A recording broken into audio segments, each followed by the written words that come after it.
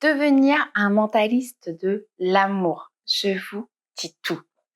Bonjour à tous, j'espère que vous allez bien et on se retrouve ensemble aujourd'hui pour une toute nouvelle vidéo un petit peu spéciale sur ma chaîne YouTube Pouvoir de Séduction. Les amis, j'espère en tout cas que vous allez bien. Et si ce n'est pas encore le cas, je vous invite à tous de vous abonner juste en dessous, au niveau de la barre de description, à ma chaîne, parce que vous verrez qu'au quotidien, je partage de nombreux contenus vidéo où simplement je vous donne mon expertise et mon savoir-faire afin que vous puissiez vous sentir mieux et épanoui dans votre vie sentimentale. Donc aujourd'hui, on va parler d'amour. Aujourd'hui, on va parler de mentaliste. Et comment en fait devenir un mentaliste de l'amour? Comment détecter tout de suite le profil de la personne que vous avez en face de vous? Et surtout, comment s'y prendre avec ce type de profil? Quels sont les moyens qui vont vous permettre d'exceller dans la perception de la psychologie féminine que vous avez en face de vous? C'est quand même quelque chose de très très fort. Et c'est quelque chose qui est accessible à tous à partir du moment où vous allez travailler là-dessus, où vous allez aller en profondeur et non plus en surface.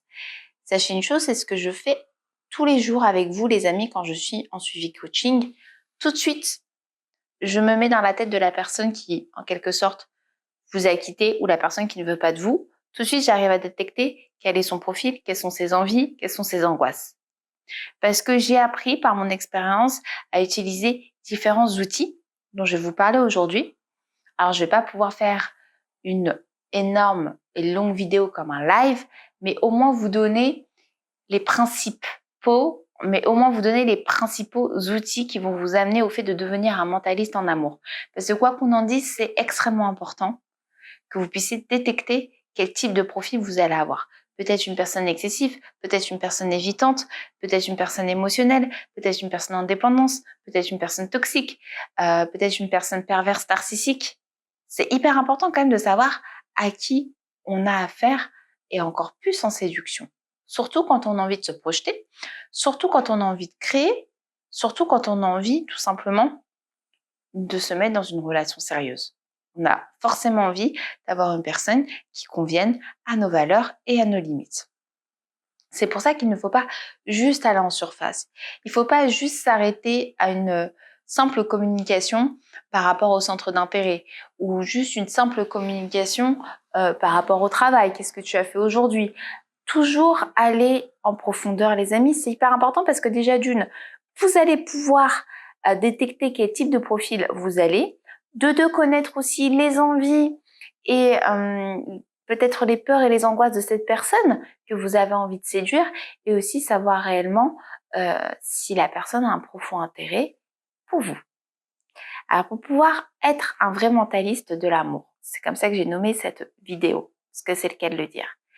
Vous allez devoir utiliser différents moyens et il y a un grand moyen qui est la PNL, les programmes neurolinguistiques.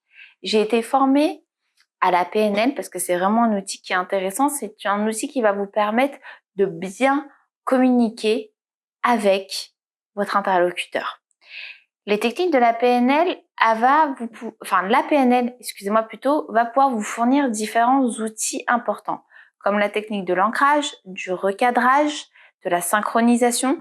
Ce sont des outils qui vont vous permettre tout simplement d'en connaître davantage sur votre interlocuteur et surtout de pouvoir débattre avec lui, que vous soyez d'accord ou non. Comment rééquilibrer une communication, comment dire non, comment percevoir le non chez une personne, comment ressentir par la communication non verbale le mécontentement de votre interlocuteur quand elle se sent bien ou quand elle se sent d'une manière contraire un peu moins bien ou pas confortable par rapport à ce que vous venez de dire.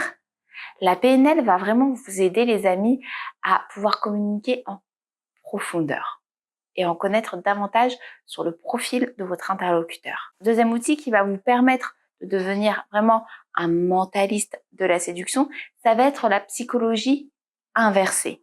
Et il y a également un troisième outil qui va vous aider à devenir vraiment le mentaliste complet au niveau de votre séduction, c'est connaître comme il se doit les déclencheurs émotionnels chez une femme. Et ça, je vous ai déjà fait une vidéo dernièrement par rapport à ça. Pareil pour la psychologie inversée, également pour la PNL, elle va venir par la suite, où là, ce sont vraiment les 3 outils fondamentaux pour devenir le mentaliste de la séduction. Et j'irai encore plus loin, la PNL vous permet d'avoir 4 grands outils pour la communication. La psychologie inversée, c'est vraiment au niveau comportemental, et les déclencheurs émotionnels, comme le mot l'indique, c'est par rapport aux émotions. Donc n'hésitez pas, si vous aviez la moindre question, à me la poser juste en dessous en commentaire, j'y répondrai vraiment avec plaisir. Si c'est toujours pas le cas, n'hésitez pas à vous abonner également à ma chaîne YouTube.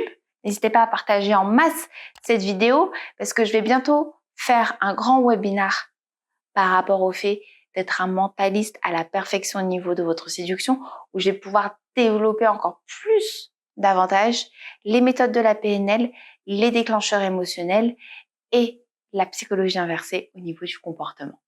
Il ne me reste plus qu'à vous souhaiter une super belle journée. Je vous dis à très vite.